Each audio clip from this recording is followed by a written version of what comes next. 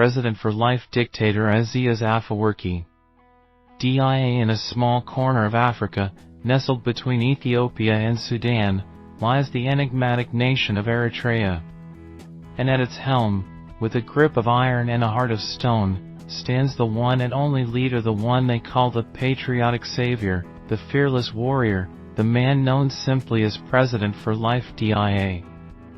Yes, DIA, the man who has ruled with an iron fist for decades, crushing dissent and quashing any notion of democracy with a flick of his wrist. The man who has managed to maintain power through fear, manipulation, and a twisted sense of nationalist sentiment. But who is this man really?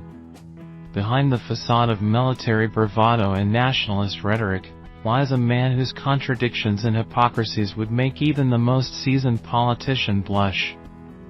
For starters, let's talk about his love for his people or lack thereof. While DIA likes to tout himself as the defender of Eritrean sovereignty and the champion of the people, his actions speak louder than his hollow words.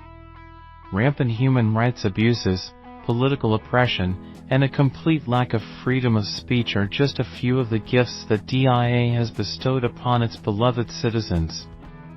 But hey, who needs freedom when you have a leader who can single-handedly keep the nation safe from foreign threats, right? That's right, DIA's favorite pastime besides crushing dissent, of course, is pointing fingers at neighboring countries and stirring up nationalist sentiment to distract from his own failings. And let's not forget about DIA's penchant for luxury while his people suffer in poverty. The man himself is living it up in Adi Halo, growing vegetables and healing supranationalist patients by his magical waters. Because nothing says man of the people like sipping the blood of the youth while your citizens struggle to put food on the table. But perhaps the most absurd aspect of DIA's reign is the adoration and adulation that he receives from his loyal followers. Blindly following their leader like sheep to the slaughter, these misguided souls worship at the altar of a man who only seeks to enrich himself at their expense. So, as we ponder the twisted identity of the President for Life DIA, let us not forget the absurdity of it all: a man who claims to be a patriot, while betraying his own people.